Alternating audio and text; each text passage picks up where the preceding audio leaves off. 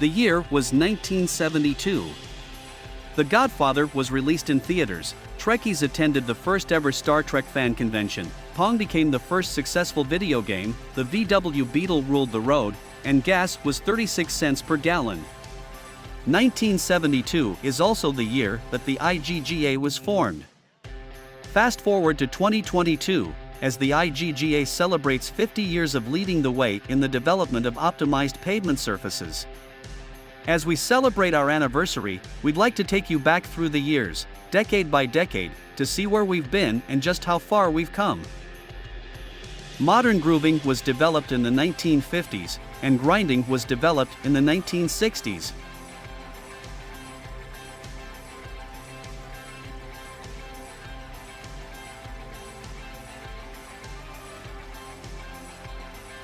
Do you remember any of these machines, or would you prefer to forget?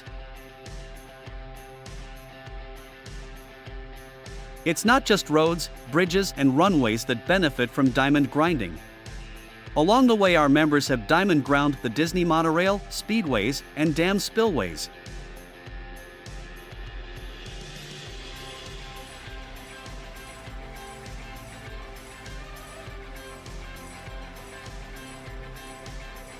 In the 1970s, the Beatles' last album was released, and we updated our homes with orange, avocado, and harvest gold.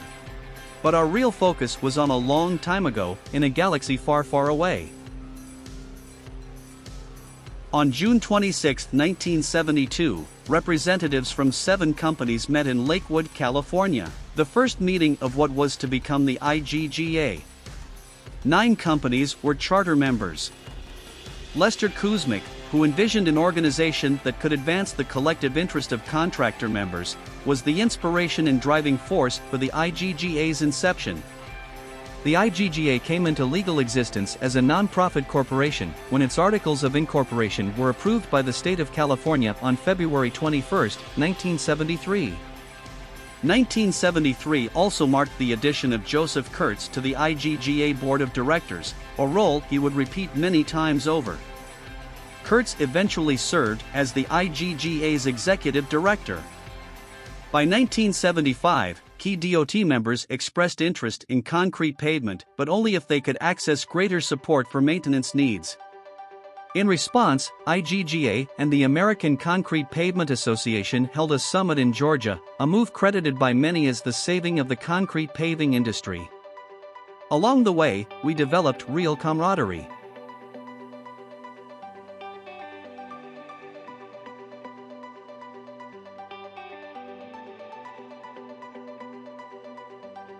In the 1980s, we upgraded our Ataris to Nintendo Entertainment Systems, watched Video Killed the Radio Star as MTV made its debut, and wore iconic and often questionable clothing and hairstyles. The 80s were also the decade that introduced concrete pavement preservation, developed DBR, and saw technical advancements for both blades and machines. By this time, approximately 5 million square yards of pavement had been diamond ground in the U.S. Municipalities began using diamond grinding in their street applications. The 7 steps of concrete pavement preservation were developed by a retired Georgia Department of Transportation engineer in the 1980s, and at about the same time, GDOT began experimenting with retrofit load transfer, leading to the development of DBR. Concrete pavement preservation proved itself, helping forge the important relationship between the IGGA and the Federal Highway Administration. The bridge deck grooving market and corrective grinding markets also grew during the 1980s. Modern runway grooving, which had been developed in the 1960s by NASA, was featured in the 1985 edition of their annual publication, Spin-Off. Another 80s highlight was that 6 years after the CPR summit in Georgia, the ACPA's executive director Harold Holm corresponded with GDOT's Tom Moreland. Tom confirmed, "We have restored our confidence in concrete paving and are now letting many projects allowing it as an alternate." By January 1988, the IGGA had a record 38 members, compared to 16 when the association was formed. You can see that by the 1980s we were at ease with our work.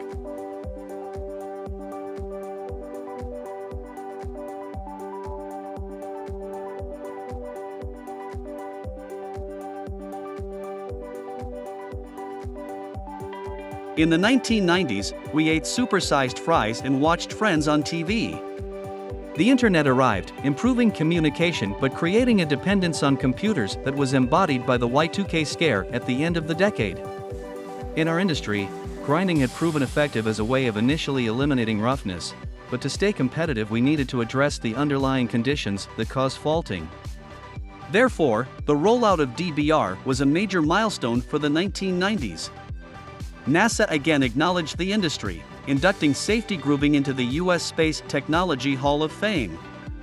More than 6 million square yards of roadway grinding and 5 million square yards of airport grooving had been constructed by this decade. Bridge deck grooving had developed into a major market. The association itself continued to grow and develop. The IGGA and ACPA officially affiliated in 1995. The IGGA also celebrated its 20th anniversary.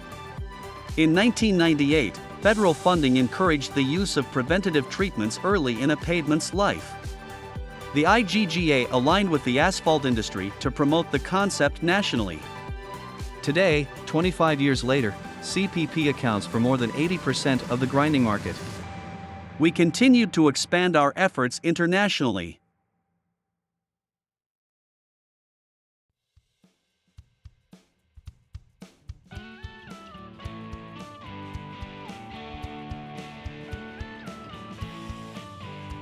During the first decade of the new millennium, home internet access went from 6% to 62%, and people stood in line to get the first iPhone.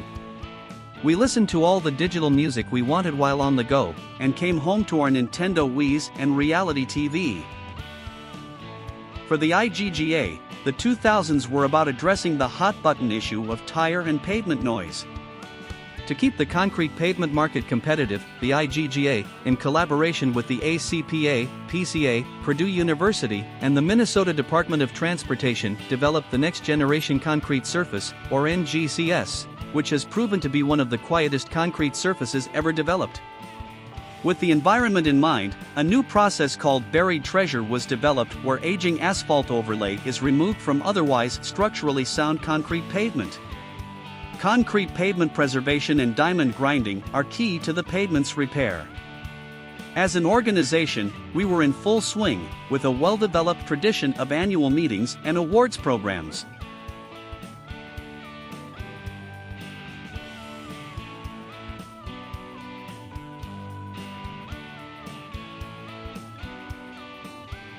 Information about the British Royals, Game of Thrones and the musical Hamilton came at you from every direction. But that was nothing compared to the #ALS Ice Bucket Challenge. Goal number 1 for the IGGA was to increase acceptance of the tools and techniques we had developed. We created a website and populated it with technical information, specifications, white papers, more than 40 fact sheets and more than 75 case studies. We established a public relations campaign and now have between 5 and 10 articles and press releases published each year. But some of our early programs had to evolve. Snail mail campaigns became email campaigns, social media posts and videos on YouTube. By 2020, we were successfully placing online advertisements and using big data and analytics to monitor our successes. The IGGA has continued to support various research projects as well as sponsored and co-sponsored industry events. Our representatives deliver educational sessions, conduct field reviews and training sessions, and provide consulting services. Throughout it all, our members never deviated from the serious work of solving industry problems. As we begin our 6th decade, we face new challenges and opportunities. But considering the creativity and commitment with which we met those of the last 50 years, we're confident we'll close out the 2020s with more great accomplishments to celebrate.